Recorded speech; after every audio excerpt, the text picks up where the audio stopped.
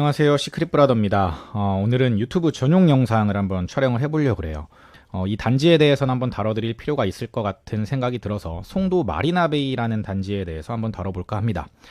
이 단지는 올해 초에 22년 2월 달에 최고가 12억 4,500만 원을 찍고 그 이후에 계속해서 여러 건의 이제 거래가 찍혔었는데 6억 6천, 물론 이 타입이긴 하지만 타입이 좀 다르긴 하지만 6억 6천에 거래가 돼서 뭐 거래 가격으로는 거의 6억 정도 떨어졌는데 이건 타입이 다르니까 비슷한 타입으로 봤을 때는 한 5억 정도 떨어졌고 현재 이제 거래 가능한 가격이 7억 5천 정도 되니까 실제로 한 5억 정도 빠졌다라고 보시면 되거든요. 그래서 이 아파트가 왜 지금 빠졌는지, 송도의 미래라고 볼 수 있는 여기는 이제 609거든요. 609가 어디 있는지도 좀 저희가 살펴보면서 609가 어떤 곳인지, 이 단지는 왜 이렇게 많이 빠졌는지를 저랑 함께 한번 살펴보도록 하겠습니다. 일단 609에 대해서 한번 잠깐 살펴볼게요. 일단 송도의 609는 위치가 어디냐면 송도가 공구가 109, 209, 309, 409, 5, 6, 7, 8, 9, 10, 11 이렇게 가는데 송도의 609는 이쪽에 있습니다.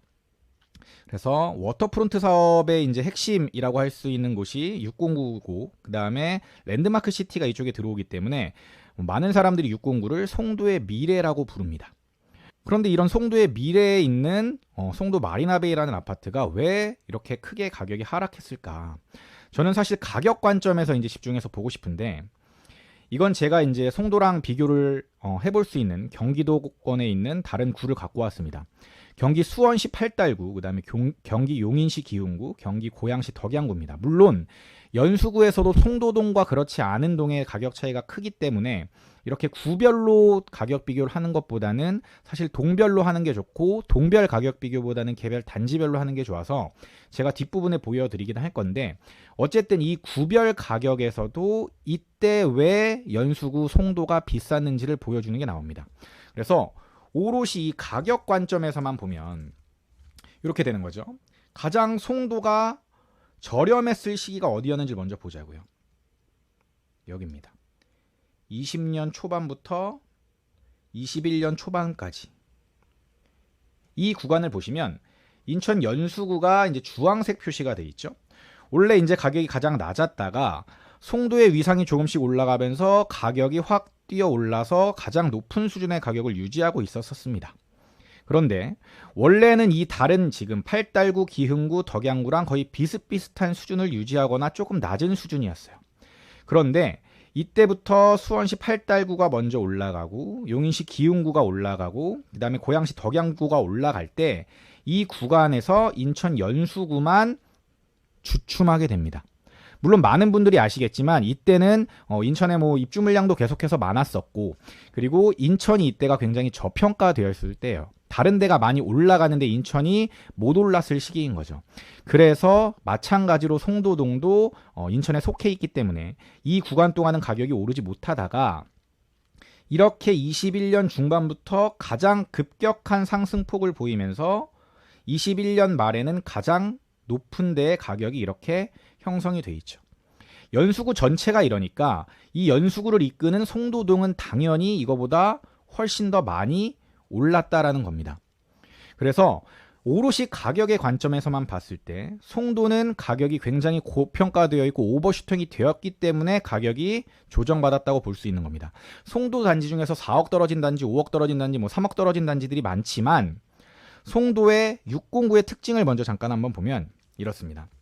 아까도 잠깐 보여드린 것처럼 609를 한마디로 정리하면 송도의 미래다라고 정리를 할 수 있는데, 609의 장점은 발전 가능성이 가장 크다. 그러니까 만약에 송도가 꿈꾸는 미래가 만약에 다 실현이 된다 그러면 609의 가격이 가장 높이 올라가는 게 현실적으로 말이 된다. 그리고 랜드마크 시티가 들어오고, 그 다음에 지금 상가 건물들이 별로 없는데 상가 같은 것들이 계획대로 다 들어온다면 609는 지금보다 미래가 훨씬 밝을 겁니다. 그리고 워터프론트 사업이 이제 송도의 이제 거의 미래 먹거리의 이제 핵심 사업 중에 하나라고도 볼 수 있는데, 이거에 이제 가장 영향이 많은 도시가 이제 609거든요. 그래서 609는 이거에 또 영향을 많이 받고, 그 다음에 현재 이제 골프장 부지라고 되어 있는데 아마 골프장이 아니라 테마파크나 뭐 이런 것들이 생길 수도 있다. 그래서 골프장이 들어오든 아니면 테마파크가 들어오든 어떤 것이 생기더라도 609에는 굉장히 큰 장점이 될 수 있습니다. 그런데 609는 현재 관점에서는 언제 완성될지가 미지수입니다. 그래서 지금 이제 막상 임장을 가보시면 정말 아무것도 없거든요.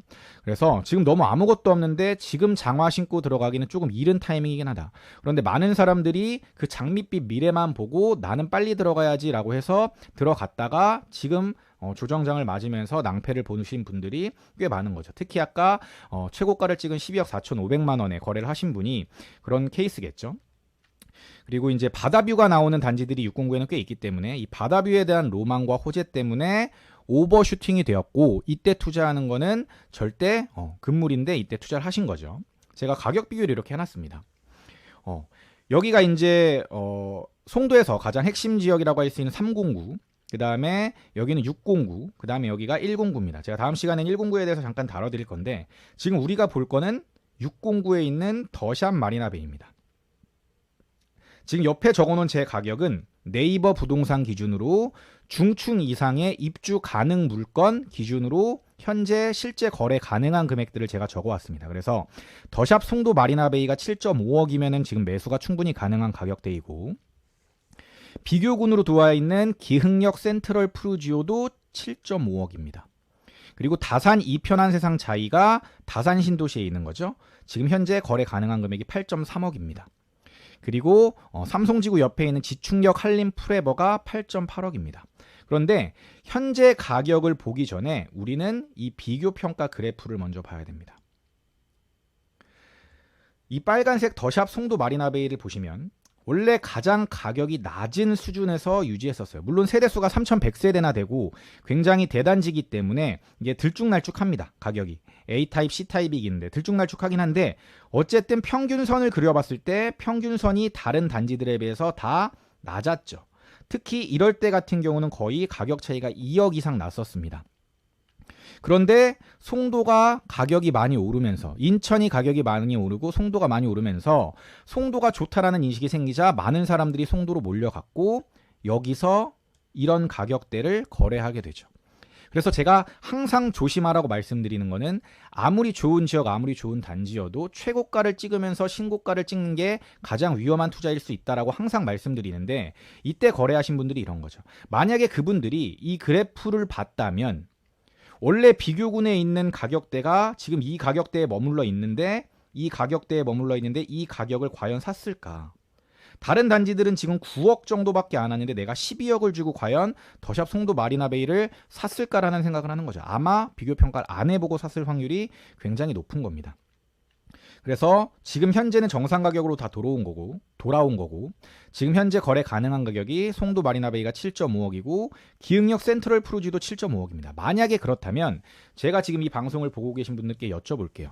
빨간색 더샵 송도 마리나베이를 지금 시점에서 7.5억을 주고 사는 게 맞을까요? 아니면 기흥역 센트럴 푸르지오를 7.5억 주고 사는 게 맞을까요? 지금 이 화면엔 안 보이지만 전세가까지 비교하면 훨씬 더 자세하게 아실 수가 있을 텐데, 원래 빨간색보다 가치가 계속해서 높았던 기흥역 센트럴 푸르지오가 현재 22년 10월 기준에서는 훨씬 더 저평가된 금액이라고 저는 생각한다라는 겁니다. 왜? 이 비교평가 그래프가 그걸 보여주고 있으니까요. 반대로 가장 고평가되어 있는 애는 지금 지충역 한림 프레버죠. 원래 가격이 이쯤에서 이렇게 형성이 되다가 지금은 얘네들보다 1.3억 정도가 비싸게 되니까 최소 얘네들보다는 1.3억 정도가 고평가되어 있다고 보면 됩니다. 그렇다면 만약에 지충역 한림 프레버가 아무리 좋은 단지고 아무리 좋은 지역이고 유망한 지역이라고 하더라도 지금 이 시점에서 얘를 8.8억 주고 사는 게 가장 바보 같은 행위라는 겁니다. 이렇게 비교평가를 통해서 아무리 좋은 단지더라도 싼 시점, 이때 시점에서 사는 게 가장 현명한 선택이었겠죠. 그런데 이때 시점에서 사는 게 가장 잘못된 선택이고, 이런 선택들만 안 하더라도 우리는 충분히 평생 투자하면서 부동산으로 돈을 벌 수 있다고 생각합니다. 다음 시간에 109에 있는 이 하버뷰 아파트에 대해서도 조금 더 다뤄볼게요. 시크릿 브라더 채널을 구독, 좋아요, 알림 설정 부탁드려요.